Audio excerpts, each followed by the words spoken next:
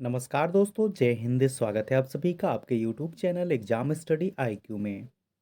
दोस्तों, आज की इस वीडियो में हमने लिया है बायोलॉजी से संबंधित मोस्ट इम्पॉर्टेंट क्वेश्चन जो परीक्षा में बार बार पूछे गए हैं। तो आप पूरा वीडियो बहुत ध्यान से देखिए और याद करते हुए चलिए। तो चलिए स्टार्ट करते हैं फर्स्ट क्वेश्चन से। तो फर्स्ट क्वेश्चन है, मकड़ियों में कितनी जोड़ी आंखें पाई जाती हैं? तो फर्स्ट क्वेश्चन है, मकड़ियों में कितनी जोड़ी आंखें होती हैं? इसका राइट ऑप्शन हो जाएगा ऑप्शन ए। मकड़ियों में 4 जोड़ी आंखें पाई जाती हैं। इसके इंपॉर्टेंट पॉइंट को जान लेते हैं। मकड़ियों में 4 जोड़ी आंखें पाई जाती हैं, परंतु इन्हें ज़्यादा दूर तक दिखाई नहीं देता है।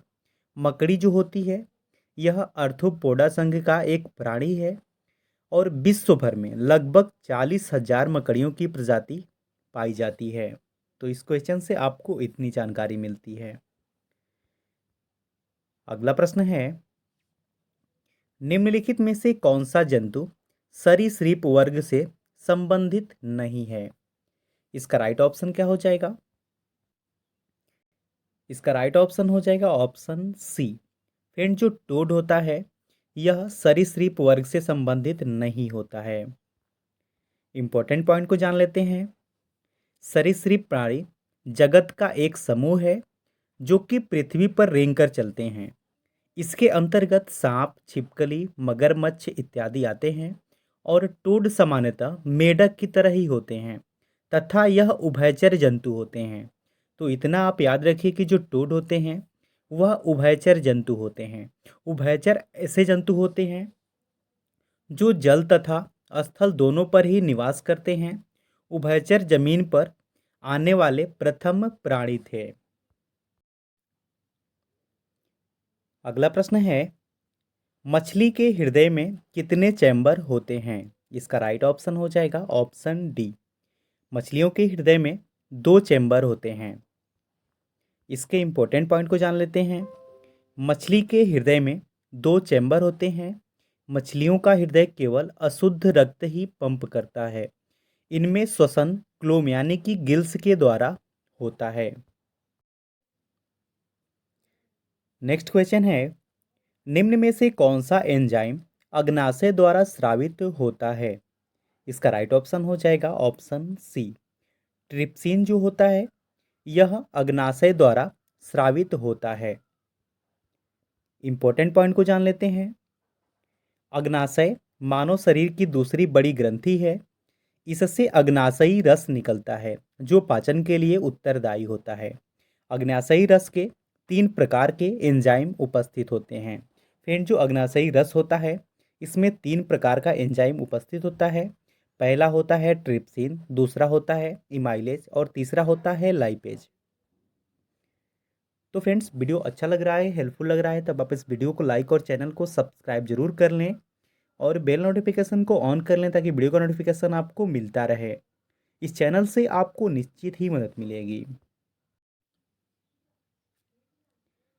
अगला प्रश्न है, मनुष्य के शरीर में उपस्थित निम्न में से किस कोशिका में केंद्रक नहीं होता है? इसका राइट ऑप्शन हो जाएगा ऑप्शन ए, एरिथ्रोसाइट्स में। इसको डिटेल में जान लेते हैं। एरिथ्रोसाइट में केंद्रक नहीं होता है। आरबीसी का निर्माण अस्थि मज्जा में होता है। प्रोटीन, आयरन, विटामिन बी 12 एवं फॉलिक एसिड आरबीसी के निर्माण में सहायक होते हैं। आरबीसी का जो जीवन काल होता है वह 120 दिन का होता है। अगला प्रश्न है, निम्नलिखित में से कौन से रोग जल प्रदूषण से होते हैं? इसका राइट ऑप्शन क्या हो जाएगा? ऑप्शन सी इसका राइट ऑप्शन है। हैजा तथा टाइफाइड दोनों रोग जो होते हैं, यह जल प्रदूषण से होते हैं। अगला प्रश्न है, हमारी आंखों में लेंस का काम है। तो फ्रेंड्स, जो हमारी आंखें होती हैं उसमें लेंस का कार्य क्या होता है? इसका राइट ऑप्शन हो जाएगा ऑप्शन सी, आंख की फोकस दूरी को बदलना। अगला प्रश्न है, इनमें से कौन मांसपेशियों को हड्डियों से जोड़ता है? इसका राइट ऑप्शन हो जाएगा ऑप्शन बी। सिरा जो होता है यह मांसपेशियों को हड्डियों से जोड़ने का कार्य करता है। इंपॉर्टेंट पॉइंट को जान लेते हैं। सिरा मांसपेशियों को हड्डियों से जोड़ने का कार्य करती है। पेशियों के सिरे को सिरा टेंडन्स अर्थात कंडराएं कहते हैं। अगला प्रश्न है, दूध का दही जमना किसकी क्रिया के कारण होता है?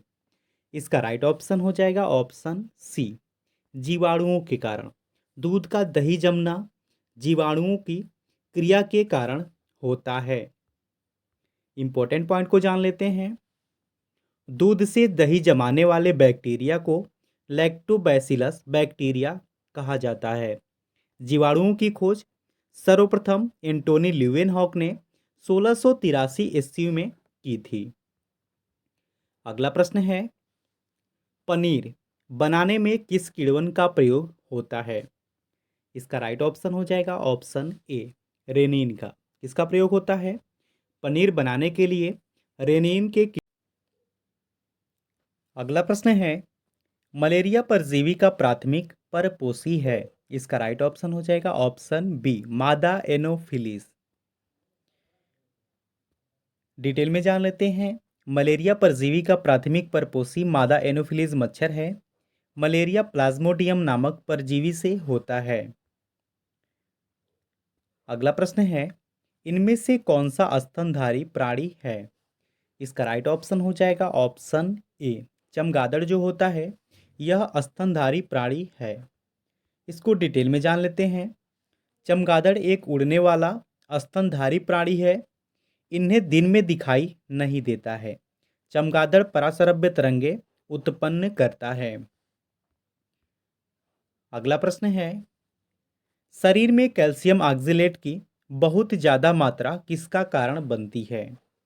राइट ऑप्शन हो जाएगा ऑप्शन सी, पथरी का।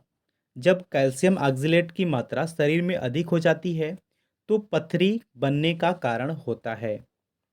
इसको डिटेल में जान लेते हैं। शरीर में कैल्शियम ऑक्जेलेट की बहुत ज़्यादा मात्रा पथरी का कारण बनती है। पथरी गुर्दे, मूत्रमार्ग या पित्त की थैली में बनती है।